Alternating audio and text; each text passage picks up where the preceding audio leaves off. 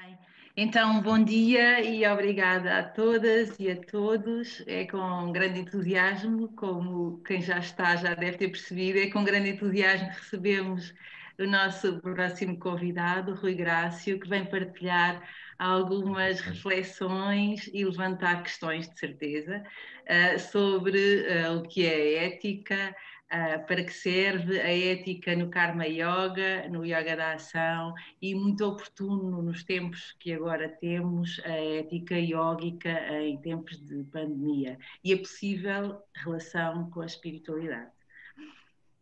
O Rui nasceu em Lisboa, foi pequeno para a Espanha, onde se formou, fez doutoramento em Teologia, em Filosofia e Sociologia. Pelo caminho viveu além de Portugal e Espanha, na Nicarágua, em El Salvador, no Brasil e na Índia. É frei dominicano e tem uma ordenação de Bodhisattva pelo Dogen de Lisboa. É um estudioso das religiões e muito dedicado à espiritualidade holística, tanto na teoria como na prática. Nós conhecemos-nos há cerca de 10 anos e posso realmente testemunhar que não é apenas um teórico, mas sim alguém incansável nesta caminhada do despertar holístico, animando e inspirando os que o rodeiam e as que o rodeiam a ir além dos dualismos e na tomada de consciência da inter-relação entre tudo o que existe. Obrigada, Rui, por teres este tempo connosco dentro dessa agenda tão preenchida. E para arrancarmos, queria só deixar a recordação de que estamos em modo webinar, portanto só o orador, neste caso o Rui, terá a câmara ativa, todos nós teremos o áudio e o vídeo em off, mas sempre com o chat disponível para as questões que queiram colocar, perdão. E no fim teremos 10 minutos então para responder a essas questões. Obrigada e uma boa sessão.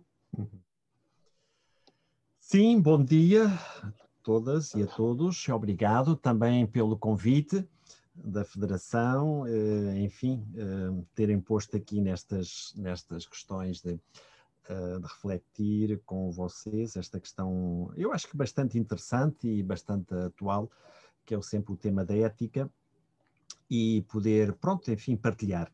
Não posso dizer que seja um experto em nenhuma destas partes, mas enfim, vamos tentar fazer o nosso melhor. Eu gostaria de... sim, também obrigado, Elizabeth, pela apresentação, mas nós somos amigos, não é? Portanto, então, há que dar o desconto, não é? Obrigado. Bom, eu gostaria de começar com um texto, assim, também prático, que é para dar um pouco o framework, de alguma maneira, digamos assim, o quadro mental do que eu queria falar hoje. E é uma história do mestre e dos discípulos, não é? Como não podia deixar de ser, estas questões têm sempre o seu mestre e os seus discípulos. Então, o guru fez um dia uma pergunta aos seus discípulos, se saberiam dizer quando é que acabava a noite e começava o dia. Sabem que eles têm estas perguntas assim um pouco estranhas, mas então um deles respondeu: quando vês um animal à distância e podes distinguir se é uma vaca ou um cavalo. Não, disse o guru.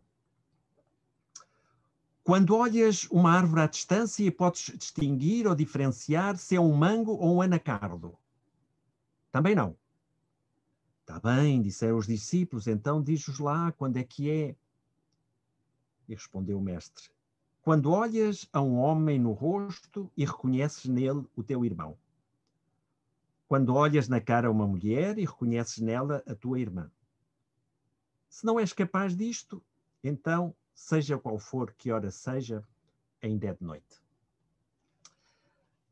Bom, esta história, de alguma maneira, mostra-nos esse aspecto importante que queremos hoje falar, o sentido que pode ter uma ética. E se podemos falar disso assim, no sentido moderno até da palavra, e aplicar ao yoga, não é? Vão lá alguns séculos de diferença, e então, se bem que a ética sempre existiu na história da humanidade, mas talvez este conceito moderno seja um bocadinho diferente. Mas comecemos então, e eu diria o seguinte, normalmente faz-se uma distinção, há muitas, não é? Sobre o tema de moral e de ética. Moral portanto, é aquela prática que nós dizemos moral, não é? Quer dizer, o que praticamente existe, o que é, não é? O realmente existente, a maneira como se comportam os seres humanos, não é? Então é realmente o que é, não é o que nós gostaríamos que fosse, mas o que é. E a ética parece ter mais o sentido normativo, mais o sentido, uma série de normas, do dever ser, daquilo que deve ser o nosso horizonte, não é? O nosso horizonte. É interessante ter em conta esta noção de horizonte. Eu também pode significar, às vezes, a palavra utopia, não é? Não um lugar. Digamos, horizonte é algo que nós nunca chegamos. Por definição, está sempre o horizonte, sempre existe um horizonte. Mas é o que nos permite caminhar. E neste sentido, então, esta reflexão, que é também do Eduardo Galeano, eu acho que é muito interessante. Ter uma ética sempre é um horizonte de caminhar. Muitas vezes a gente, quando contrasta isto ou põe em relação com a nossa vida cotidiana e dos outros, pronto, encontramos assim muito caminho, não é? Até esse horizonte, mas enfim, pelo menos é o que nos anima e que nos faz um pouco ter uns critérios de decisão, que isto é importante nos dias de hoje. Estamos assim um pouco desnorteados, se bem que todas as pessoas em todas as épocas também dizem sempre a mesma coisa, ou alguns fazem essa reflexão, não é? Estamos desnorteados. A palavra também desorientados. Oriente, o leste, o sol, a luz, não é? Tudo isso são metáforas cognitivas que são interessantes porque nos mostram realmente uma orientação. E é importante ter orientações. Ainda que o horizonte esteja muito, muito longe, mas ter um horizonte já é importante. O problema é quando não há nem sequer horizonte, a gente não o vê. Então, ética, encontrei assim há muitas definições de ética, não é? Mas encontrei uma assim engraçada no dia a dia, no cotidiano. Se alguém mora aqui por Lisboa, ou vem alguma vez aqui por Lisboa e passa pelo metro do Parque, não é? Ali perto do Parque Eduardo VII, não? Então, e faz o que eu chamo de descensos ad ínferos, quer dizer, aquele descenso aos infernos, porque a gente tem que descer ali escadas e mais escadas até chegar lá abaixo. Mas vê lá uma série de frases.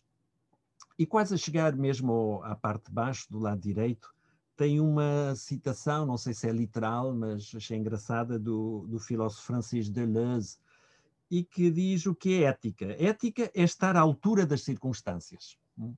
Ética é estar à altura das circunstâncias. Ou diríamos de uma maneira assim mais aplicada por nós, podíamos dizer, dar uma resposta adequada, digamos, ao que nos sucede. Há muitas coisas que nos acontecem no dia a dia. Agora temos também o famoso peixinho. Há outros problemas, trabalho, não trabalho, enfim.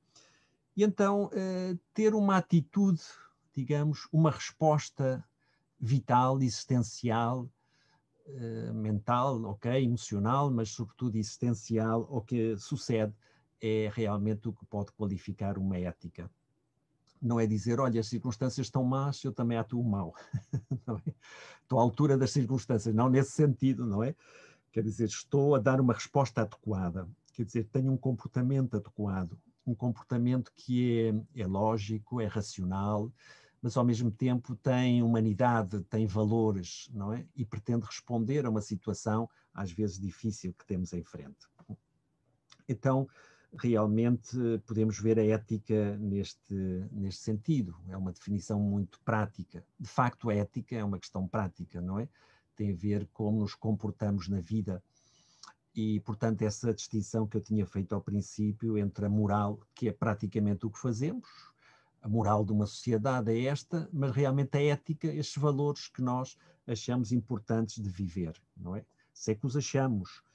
Não sei, depois já podemos refletir sobre isso e na vossa também reflexão e partilha, podíamos ver se realmente a nossa sociedade tem uma ética, que não seja só no papel, mas se realmente na prática existe ou não existe. Bom, então, portanto, ética, segundo entendo, tem a ver com uma maneira como nos comportamos. Essa palavra em inglês, behavior, não é? A nossa conduta. Agora, se a gente analisa as nossas condutas de uma maneira supostamente sábia, vemos que as nossas ações dependem das nossas percepções. Como é que nós estamos a perceber, neste sentido, percepcionar, melhor, em bom português, não é? Percepcionar o mundo. Como é que nós integramos esses dados do que estamos a observar. Mas, ao mesmo tempo, depende isto de uma, vou dizer um palavrão, axiologia. Axiologia é uma palavra técnica moderna, significa ciência dos valores, o estudo dos valores, não é? Quer dizer, de alguma maneira, um sistema organizado de valores, uma hierarquia de valores, não é? Todos temos, consciente ou inconscientemente, uma hierarquia de valores. Podemos até não saber, não é? Pode ser que para um assassino a vida dele é o mais importante, por exemplo. Então, pronto, é um, um valor para ele. A vida está no primeiro lugar, não é? Para outros pode ser a família, para outros pode ser o poder e o dinheiro. Fariam qualquer coisa por fosse isso, se bem que isto não dizemos que seja um sistema muito ético, não é? Mas significa que temos uma escala de valores. O que se trata é de refletir, fazer consciente, não é? Qual é essa escala de valores e saber refletir também se podemos encontrar uma escala de valores que achemos que é importante para as nossas vidas. E, portanto, também as nossas ações dependem, digamos, das nossas decisões mentais e das nossas decisões emocionais, não é? O que é que nós achamos que é melhor, o que pensamos quando temos de tomar uma decisão e que implica esta dimensão mais ética. E também o nosso emotivo. Não sei se aqui podemos pôr, de alguma maneira, a nossa parte intuitiva, não é? Que vai unir também o instintual, quer dizer, pronto, eu tenho alguma percepção intuitiva de que a saída é por aqui, a melhor saída seria por aqui. E muitas vezes, dado que temos de tomar decisões de uma maneira rápida, fazemos assim um pouco mais intuitivamente, mas pronto, às vezes, não sei se é sempre o melhor, mas enfim, mas pronto, é um dos elementos que constam nessa nossa decisão ética. Sim, porque também não fazemos assim como o que eu chamo o modelo do xadrez, não é? O modelo do xadrez seria, pronto, a gente, e não estaria mal, de alguma maneira, quer dizer, vai fazer uma jogada, mas como as peças não se podem tocar, até não fazer a jogada, porque senão já tem que jogar aquela, tem que pensar muito previamente quais são as opções, não é? Então pensar, se eu faço isto, quais são as consequências? Esta lógica da ação-reação. Se eu vou fazer esta jogada, as consequências são estas. Mas há outras hipóteses? Sim. Pelo menos, se jogamos ao xadrez, pensamos que pode haver outras hipóteses. Às vezes na nossa vida pensamos só com uma saída. E então dizemos, não há mais saída. E há muitas saídas, há muitas hipóteses, não é? Agora, depois analisamos até que ponto é que as consequências são positivas ou negativas, não é? Mas normalmente há outra jogada que se pode fazer. A gente deveria escolher a que achamos que é a melhor jogada, não é? E depois pensar, bom, com esta consequência, quais são a outra jogada que eu vou fazer, não é? Pronto, é uma maneira assim mais racional, mas também ajuda nesta decisão ética. Não é só um instintual, mas é também pensar bem que outras opções é que eu teria. Às vezes isso até se pode fazer com a nossa vida do passado, não é? Fazer, olha, eu naquele momento tomei esta decisão, por acaso não foi muito boa, teria tido outras opções? Sim, vamos analisar. Se eu tivesse feito isto, olha, podia ter acontecido isto, e depois fazer aquilo. Mas certamente encontraríamos outras maneiras de ter feito. Às vezes estamos tão cegados por aquilo que está a acontecer que não temos uma distância crítica também para encontrar outras possibilidades de saída. Uma vez li também num livro de psicologia interessante, um psicólogo assim muito pragmático dizia, olha, arranjem 6 chapéus. E então pensem, perante uma opção que vão dar, ponham um chapéu de tal, talvez da pessoa racional. Outra, talvez de um amigo tal que eu aprecio muito, como é que ele veria aquela questão? Se eu fosse religioso, como é que eu pensaria esta situação? Se por acaso eu fosse ateu, são exemplos, não é? Mas não estaria mal que a gente pensasse mais, sobretudo nas decisões importantes, para realmente tomar uma decisão mais aproximada. E tudo isto tem a ver também com a ética. A questão, de todas as formas, convém pensar um bocadinho com este modelo de xadrez, não ponho como modelo final, mas sim ajuda porque estamos nos momentos, às vezes, de decisões até éticas e, sobretudo, na ética política, que podemos chamar mais de populismos, alguns chamam de extrema-direita, etc., que podem ser bastante complicados e bastante perigosos, não é? Neste tempo de pós-verdade, que o que interessa mais não é o argumento em si, não é o peso que tem, mas o que provoca emotivamente nas pessoas e na massa, não é? Massa. Não se quer ajudar as pessoas a pensar, quer transformar numa massa onde jogamos com as emoções das pessoas e depois dá o que dá. A propósito, os nazis souberam trabalhar muito bem isto, este aspecto instintivo, emotivo, e depois também deu no que deu. Bom, muito bem, então vejamos, tudo isto depois tem para ver um bocadinho a relação com o yoga, não é? Não desperdermos.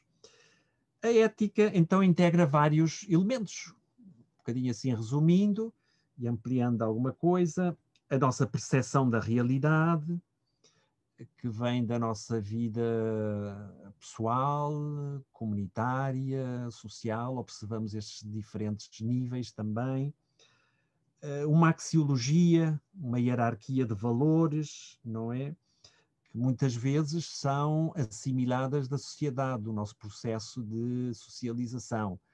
Mas com o tempo temos que ser um pouco críticos, não é? Pode haver muitos valores que foram positivos, mas temos que pensar porquê. E temos que pensar se alguns até não foram contravalores, não é? Isto a gente com umas décadas mais já pode começar a fazer e a ver coisas do passado que não foram assim do melhor e que interiorizámos porque era o comum naquela sociedade, naquele estilo de ter modelo político e agora a gente vê coisas de outra maneira. Portanto, então também uma análise racional, que também é intuitiva, entendendo racional da maneira mais ampla, também intuitiva, da problemática. Isso deve levar também a pesquisa, informação, partilha. Isto é muito importante. Estava a ler também uns dias atrás um texto do Martin Luther King, se calhar também leram, que é A Força de Amar, Strength to Love. E ele falando do racismo daquela altura, dos anos 60, Estados Unidos e mais, ele dizia, bom, mas isto aqui, há muitas pessoas que são aparentemente boas, mas que, pronto, são racistas e têm umas atitudes realmente racistas, não é? Que nós diríamos hoje racistas. Então ele dá ali uma observação ética muito importante. É preciso a informação. Não basta ser boa pessoa, segundo, e fazer tudo mais ou menos, todo o pessoal era assim, todo o mundo respeitava o apartheid, os brancos, claro. Não, é preciso um pouco pensar, não é? Pensar, ser críticos, informar-se, porque senão a gente fica assim a assimilar chavões e realmente isso é perigoso, não é? Isso é perigoso, parece-me perigoso e pode levar a problemas importantes. Outro aspecto também que faz parte da ética é a disciplina da ação. Já veremos algum aspecto também nesse sentido, o que é que o yoga nos pode ajudar. Uma disciplina da ação. Já a palavra disciplina é importante. Às vezes não goza de muito bom nome, mas sim, sempre é importante. Se a gente vê as questões e tem um pouco de experiência, é preciso uma disciplina. Agora, uma disciplina não seja imposta, uma disciplina autodisciplina, não é?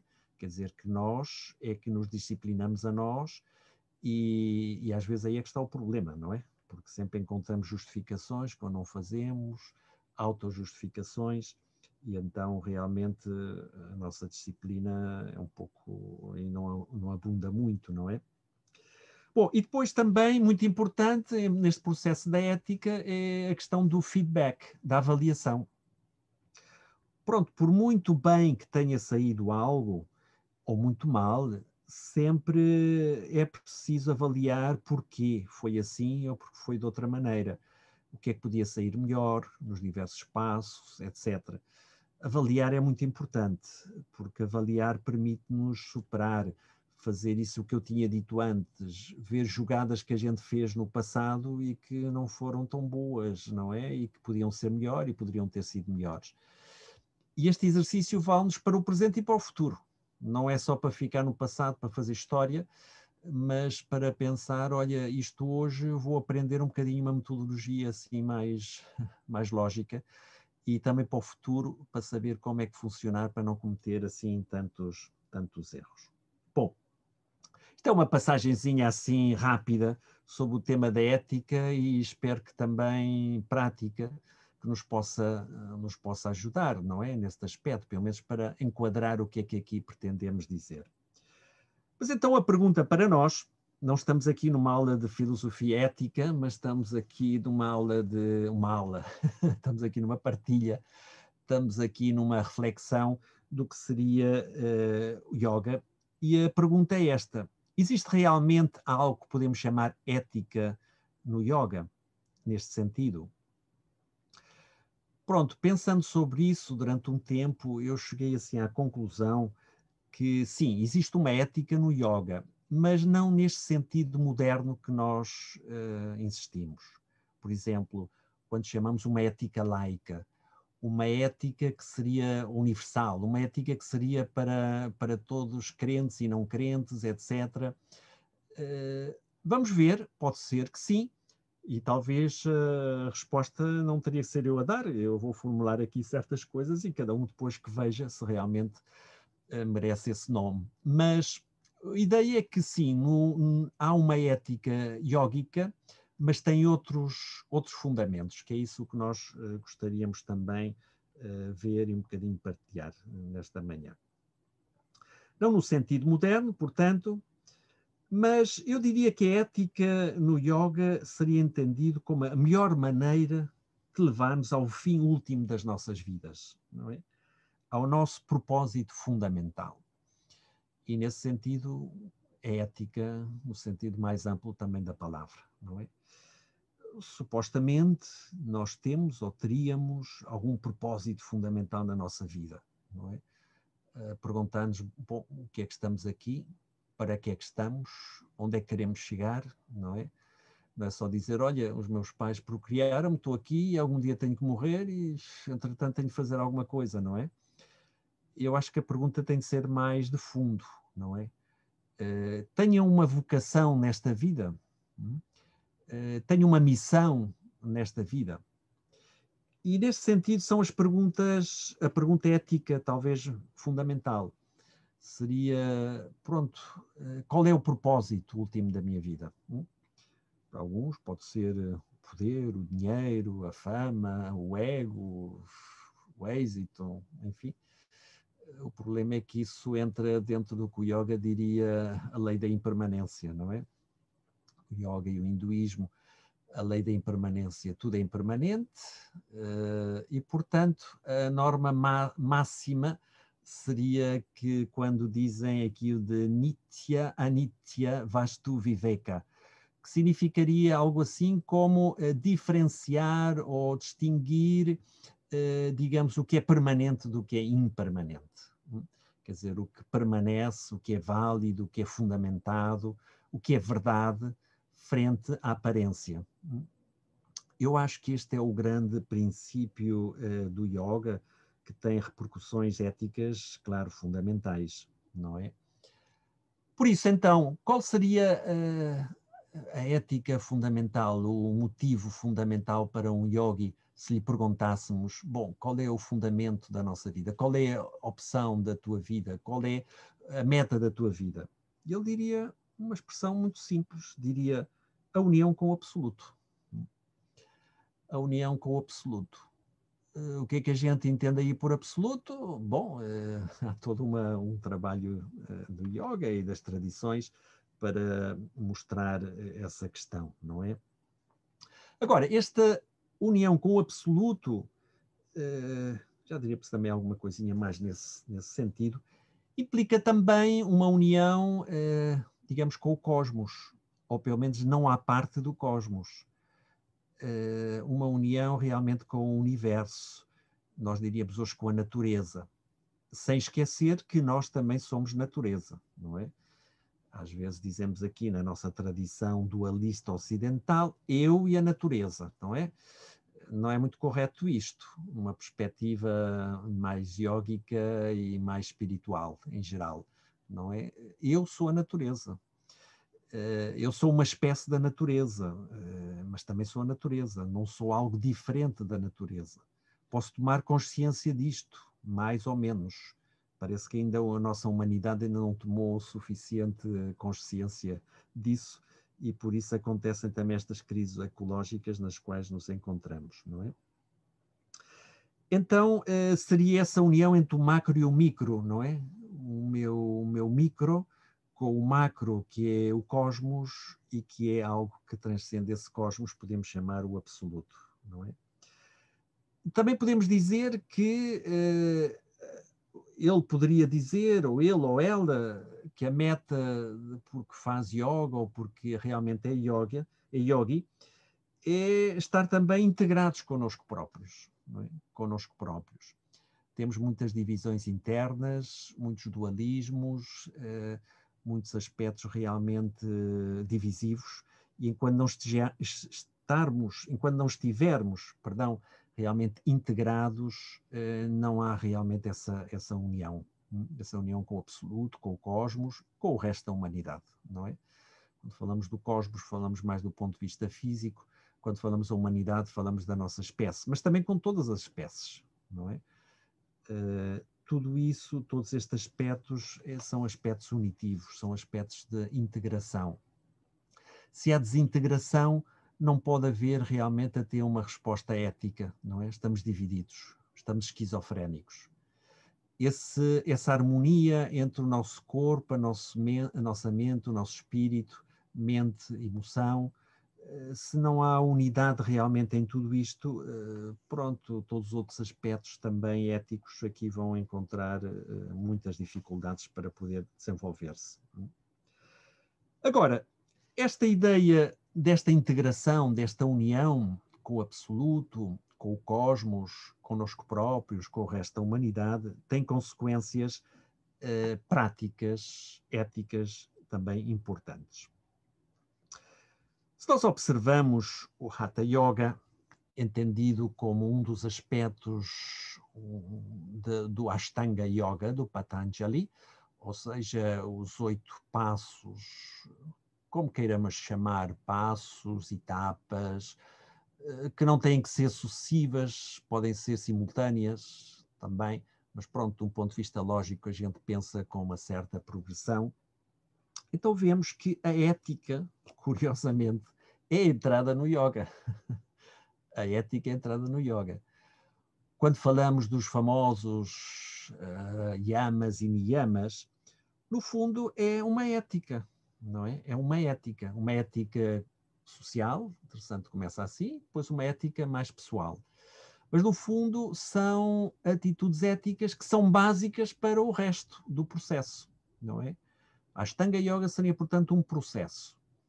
Então, começar com esses aspectos éticos é fundamental para chegar a outros aspectos como os asanas, como o pranayama, etc., etc., que já conhecemos. Diríamos com linguagem ocidental. É preciso esta parte ativa para chegar à parte contemplativa. Só que isto não acaba no contemplativo, porque depois o contemplativo gera outro ativo e assim é um processo, digamos, sem fim. Mas é importante porem aqui já a purificação ativa da nossa vida para poder chegar aos aspectos mais contemplativos. Já foi muito falado estes aspectos, mas pronto, recordar alguma questão dos yamas, a ahimsa, não é? A não violência.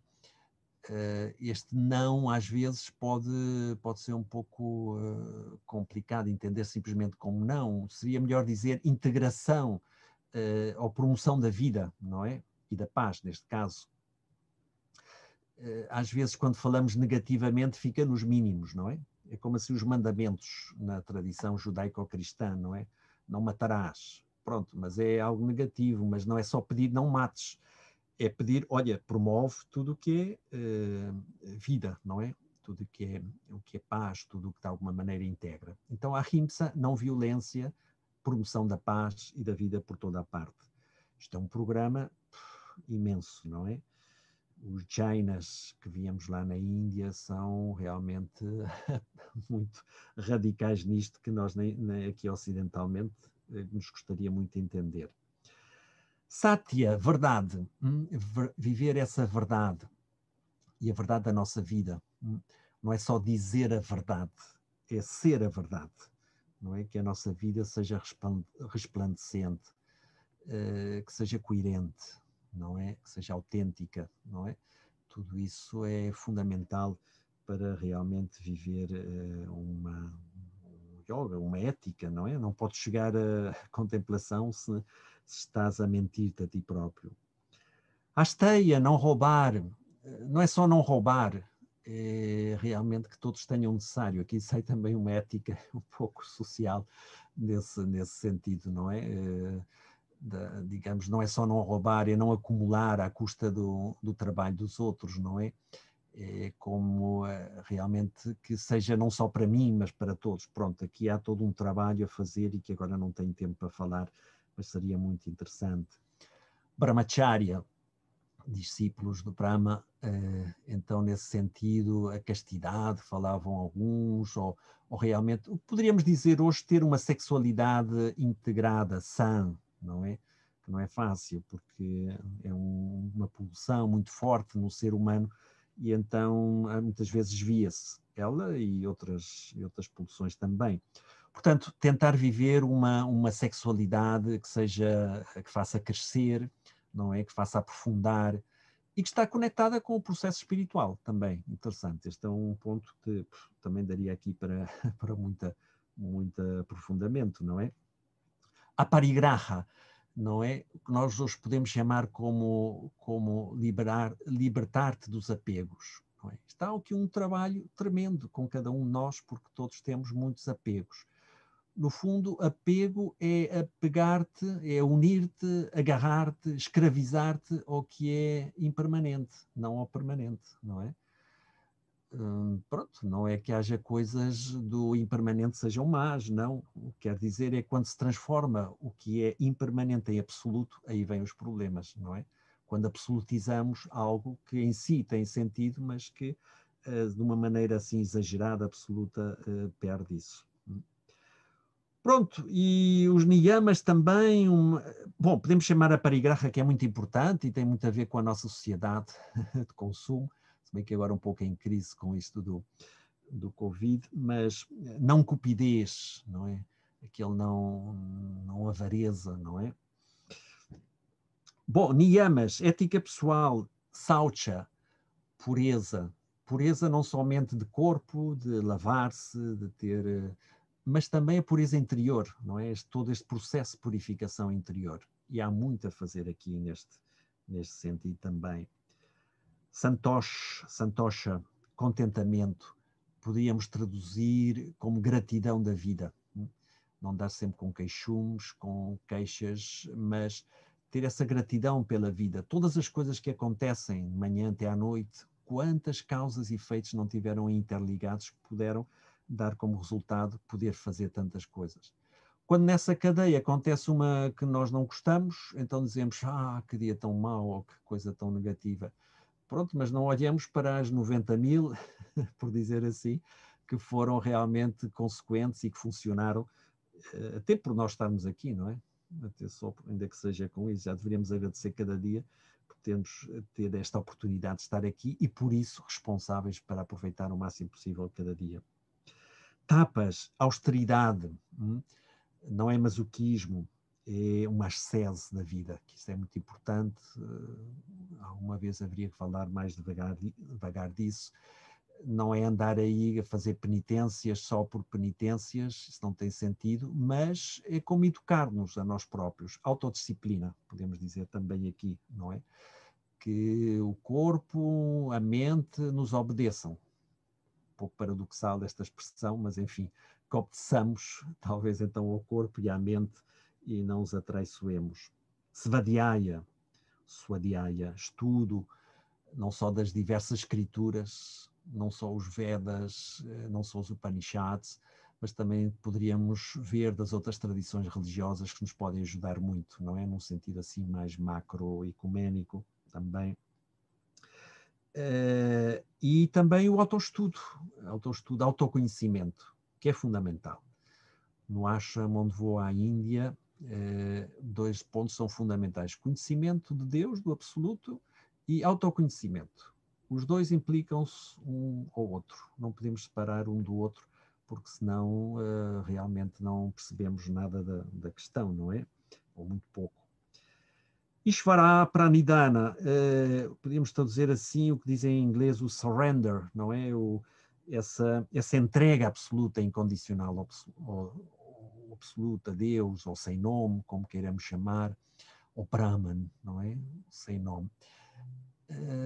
Tudo isto é fundamental, é como um edifício, uma pirâmide que está interconectada e um não se pode viver sem o outro. Não tenho muito tempo, mas eu diverti-me um pouco, porque também estas coisas podem ser divertidas.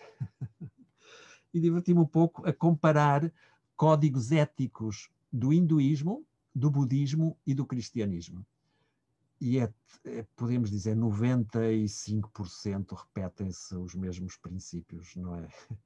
A propósito, há que dizer que no yoga e nas outras tradições há mais princípios éticos, não só estes que disse aqui do yama e do niyama, há mais aspectos, não é?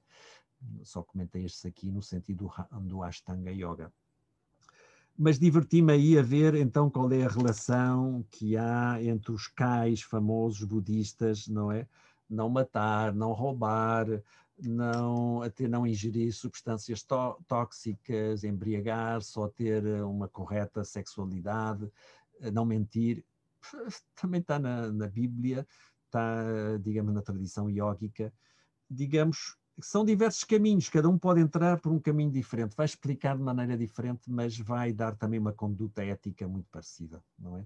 Muito parecida, com acentos mais num aspecto, no outro, mas realmente não há muitas diferenças nesse aspecto, o qual significa, com boa notícia para a humanidade, que descobriu realmente elementos que são importantes, são concorrentes, são recorrentes e que estão presentes nas diversas tradições. Vou ir um bocadinho aqui mais rápido, gostaria de falar mais do Karma Yoga, que é o yoga da ação, que devemos entender como um dos aspectos dos margas, os caminhos dentro do yoga, não é? Que já conhecemos, não é? O Jnana Marga, Bhakti Marga, Karma Marga, com os seus yogas correspondentes, não é? Alguns unem também o Raja Yoga como quarto, mas no fundo basicamente são estes 3. Jnana Marga é o yoga do conhecimento. O conhecimento não é simplesmente a acumulação de conhecimentos, mas do conhecimento, com maiúscula, e portanto a superação da ignorância fundamental, que é esse não reconhecimento da diferença entre o permanente e o impermanente. Bhakti Marga, que também é preciso, e todos estes yogas podem ir combinados, não é só um ou outro. Bhakti Yoga da devoção, não é? Da devoção, realmente aqui pensam num absoluto, essa entrega que encontramos também em muitas religiões e espiritualidades. E este terceiro, o Karma Yoga, Karma quer dizer ação, é a união com o absoluto através da ação. Isto tem a ver com muita nossa vida, do cotidiano. E tem 2 princípios básicos. Primeiro, o agente é Brahman, não é?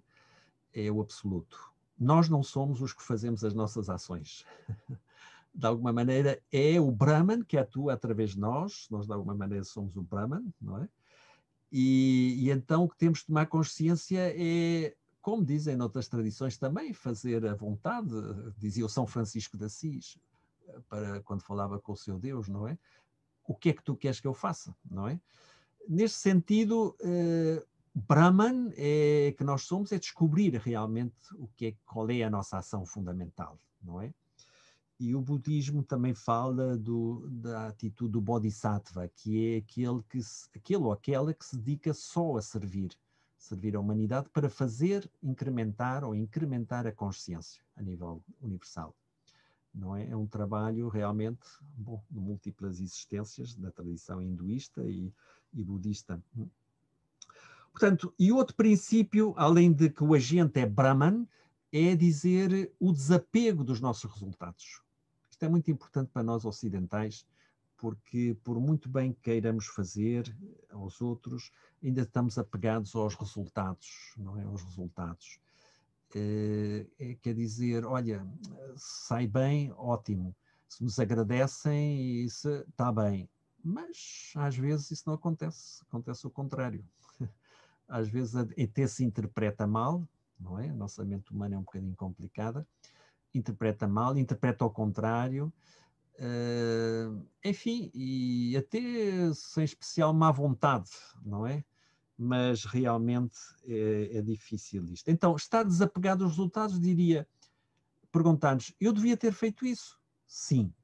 Fiz. Muito bem. Olha os resultados, se foi entendido, se não foi entendido, tudo bem, posso considerar, mas isso não é o fundamental. Estar desapegado de que o que eu trabalhei, o que eu fiz, deu o resultado que eu esperava. Pode ser que não, então não depende de nós.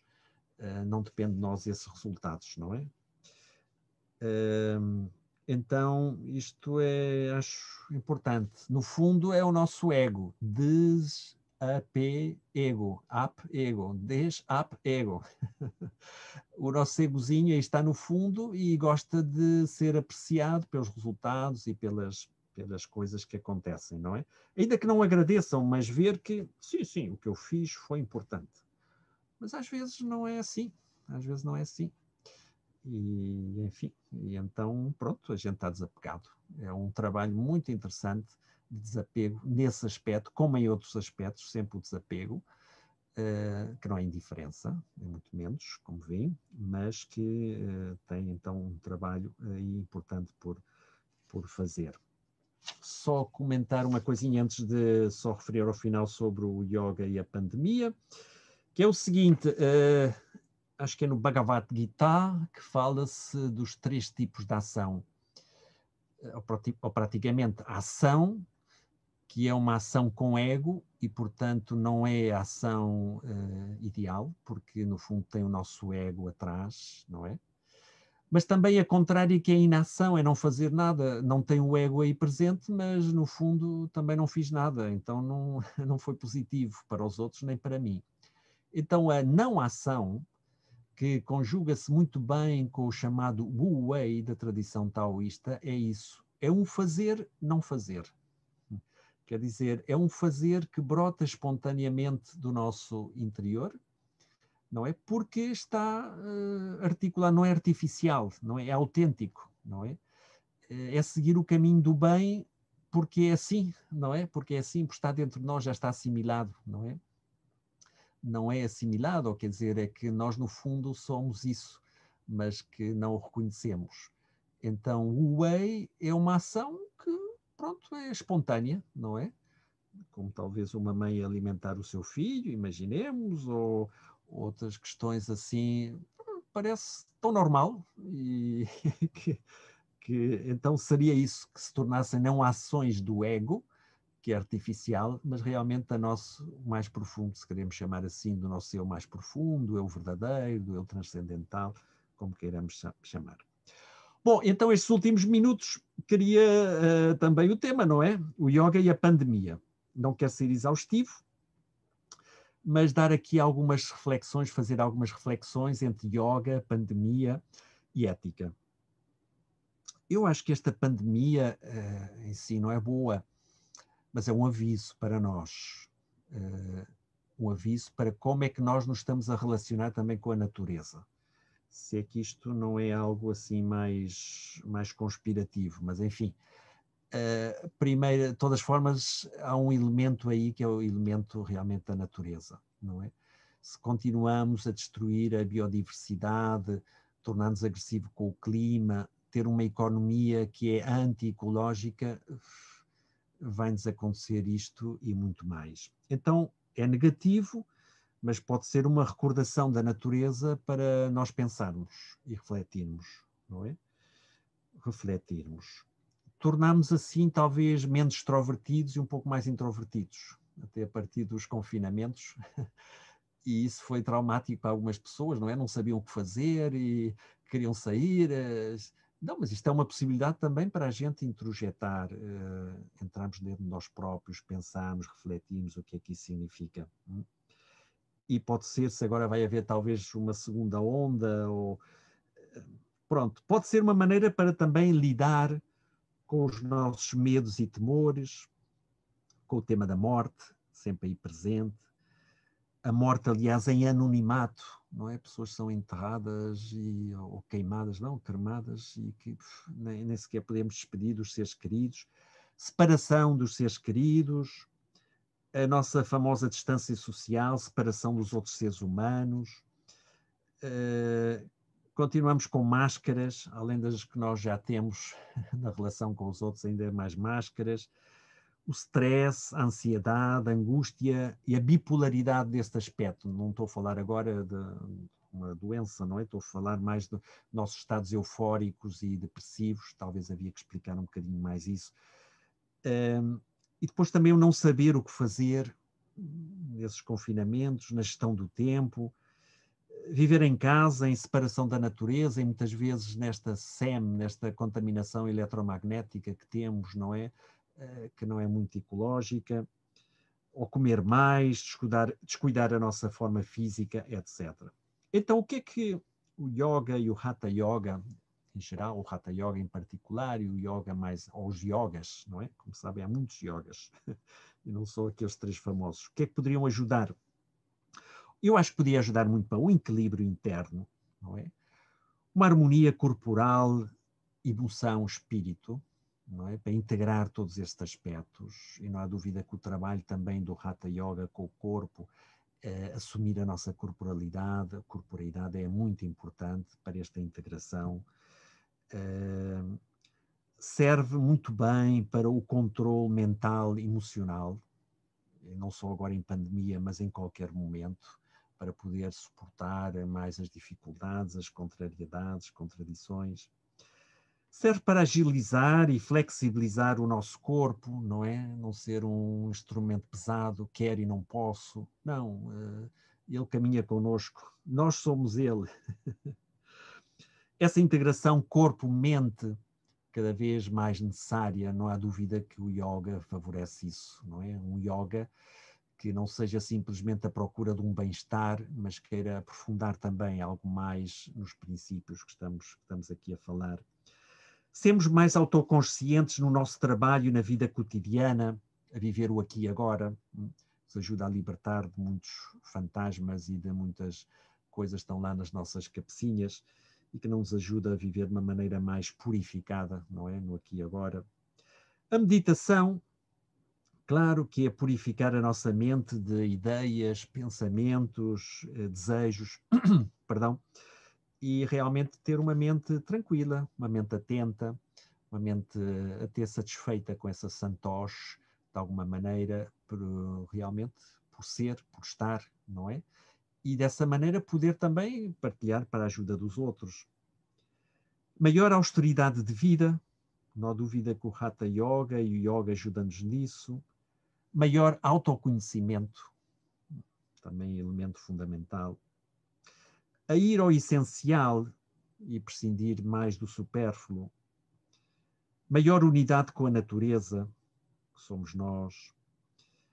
Maior felicidade, não é? Viver mais em harmonia com o transcendente, com o ser, a verdade, o bem e o belo.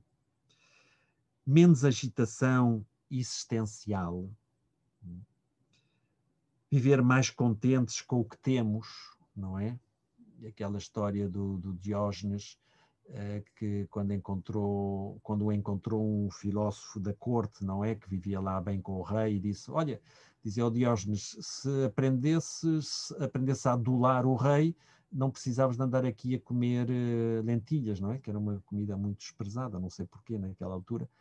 E o Diógenes respondeu, olha, se tu aprendesses a comer lentilhas, não tinhas que andar a bajular o rei, não é? Bom, isto acho que podia fazer-nos pensar um pouco mais. Maior resiliência frente às dificuldades e obstáculos da vida e maior serenidade, paz e equilíbrio, não é? Não são poucas coisas as que pode oferecer nestes momentos e muitas delas são tremendamente éticas. Desculpem, o tema é muito amplo, eu sei que cada coisa destas daria para desenvolver e precisaria ser desenvolvida, mas quis fazer assim uma síntese, pelo menos para que se pudesse entender qual seria um pouco o papel de uma ética iógica nestes dias. E nada mais, se querem dizer ou acrescentar alguma coisa, perguntar se eu sei responder, com muito gosto. Obrigada, Rui. Levantaste aqui uma série de possíveis reflexões por diferentes caminhos, em diferentes frentes. Pronto, e fazemos agora o tempo para questões, se as houver, antes da pausa para almoço. Uhum. Joana, peço-te ajuda, Joana Santos, peço-te ajuda, porque aqui às vezes as minhas questões aparecem desfasadas no tempo. Sim, sim. Neste momento não temos nenhuma questão colocada. Temos alguns agradecimentos pela partilha, mas neste momento não aparece nenhuma questão. Podemos dar algum tempo, se algum dos participantes quiser colocar. Sim. Temos o José Vaz, que agradece a partilha do seu imenso saber. Bom, enfim, a gente estamos sempre a aprender. E eu não sei se sei muito de yoga, eu digo que sou um principiante, um aprendiz. Um aprendiz de yoga. Entretanto, já temos aqui uma questão. Gostava que desenvolvesse um pouco mais o tema do desapego e da ética. Desapego e ética. Sim, esse é um tema muito fundamental, seja a parigraha, seja a vairagya. Quer dizer, o desapego é básico em toda atitude ética. Eu não posso separar ética de desapego. O desapego, no fundo, pronto, é ir ao essencial, digamos, não ser escravo. Encontraria esta expressão, não ser escravo. E podemos ser escravos de muitas coisas. Nós próprios, das nossas, sei lá, dos nossos egos, que sempre são os que nos preocupam mais e que nos complicam mais a vida, do que nos querem impor, não é? Esta sociedade de consumo procura que sejamos escravos, sejamos apegados a qualquer produto, não é? Assim, somos apegados, somos escravos e vamos comprar e pagar, não é? Que é o que se trata. Espera aí, vamos ver, não é? Desapego não é, como dizia, indiferença. Não, digamos, liberdade. Eu diria a melhor palavra para inclusive para desapego é liberdade. Desapego é visto do ponto de vista negativo, não é? Eu desapego-me disto, daquilo, do poder, da fama, não sei quê. Mas o importante é que sou livre, não é? Ser livres.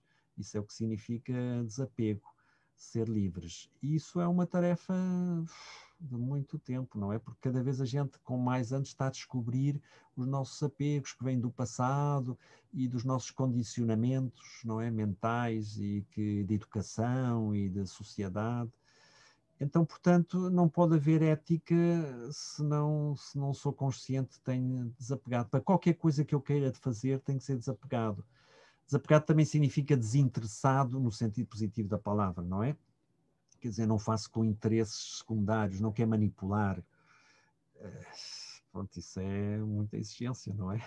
Desapego.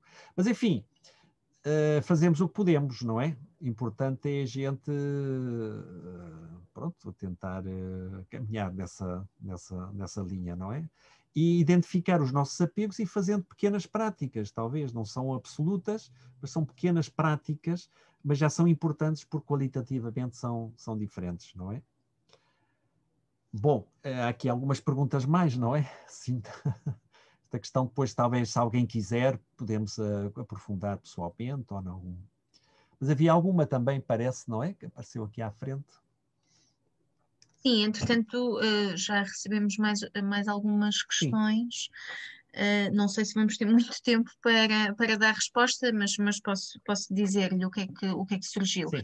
A Rita diz, na ética geral, será que não existe uma falta de sentido ético sobre a vida e a sociedade que é manifestada numa contínua atitude infantil através de uma desresponsabilização sobre as atitudes e compromissos? Sim.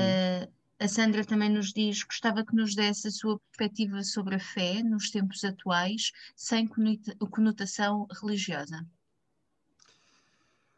Bom, são perguntas, não são fáceis, não é? É isso. Perguntas Mas que tudo bem, ok. seria todo um outro Sim, desenvolvimento, não é? sim, claro. Mas sim, pronto, alguma questão assim muito rápida. Eu acho que o aspecto da responsabilidade, sim, é um elemento fundamental. Responsabilidade, independentemente que, pronto, sejamos melhores ou piores, mas a responsabilidade, o que é responsabilidade? Capacidade de resposta, capacidade de saber, é isto que dizíamos ao princípio da ética, não é? Estar à altura das circunstâncias. Pronto, se a humanidade está preocupada aqui com coisas fundamentais, que se eu vou me importar somente pelos meus interesses pessoais, pronto, é verdade, estão aí também metidos, mas se eu só procuro a mim próprio, a minha satisfação, o meu prazer, parece-me uma atitude muito pouco responsável, não é? Portanto, um dos conceitos básicos para uma ética é realmente a responsabilidade, não é? Agora, a pergunta é para nós. Se praticamos yoga e vemos que é algo muito positivo para nós e para aqueles que nos rodeiam, qual é o nosso compromisso também com a humanidade através do yoga nestes momentos atuais, não é? Então, assim, damos uma dimensão mais universal, mais planetária àquilo que realmente estamos a fazer. Fé, isso é muito difícil responder em 2 minutos o que é que se entende por fé. Sim, vamos falar assim como confiança. Confiança fundamental, se não queremos interpretar num ponto de vista só religioso, uma fé é uma confiança fundamental. Apesar das desgraças da humanidade, eu tenho confiança ainda no ser humano, na natureza, que as coisas vão ir bem, não é? Não é assim aquela coisa só nos dizem por aí que tudo vai acabar bem. Às vezes até um pouco de mal, entenda-se, não é? Faz-nos despertar um bocadinho mais. Mas quer dizer uma fé e confiança que somos capazes também de colaborar para um mundo melhor e que há muita gente que está a fazer e a trabalhar também neste sentido, não é? Não somos os únicos. Há muita gente, há muitas redes. Acho que neste tempo de pandemia descobrimos muita criatividade, não é? Muita criatividade. E que se os políticos estão perdidos porque não sabem o que é que fazer, etc., nós temos essa responsabilidade na nossa sociedade de, desde o yoga, desde o cristianismo, desde o budismo, desde uma ética laica, agnóstica, colaborar para que isto esteja melhor, não é? Não é ficar agora divididos, eu sou isto, eu sou aquilo, mas como é que podemos ser realmente colaboradores de um mundo melhor e dar o melhor de nós próprios, não é? Ainda que seja um pouco, já é importante. O pouco é qualitativamente novo e, portanto, qualitativamente é muito importante. E até, às vezes, quantitativamente, não é? Então, o que eu faço por alguém, e ainda que seja a nível micro, tem repercussões no macro, não é? Não tenho agora tempo para falar aqui neste aspecto, seria também importante, dos campos mórficos, o Sheldrake, que introduziu isso, mas aqui tem repercussões. O que nós fazemos no micro tem repercussões também no macro, não é? Pois é. Obrigada, Rui. Obrigada Não, por. e a vocês por terem aguentado aqui todo este tempo. Oxalá possa ajudar alguém e pronto, pelo menos fez pensar e dizer, não, não estou de acordo, mas fez pensar, já é bom. Claro. Obrigada, Rui, por Bueno, estar aqui connosco. bem. Namastê, namaskar, Om Shanti, Om. Shanti. E continuemos em frente, sim. Fazemos agora uma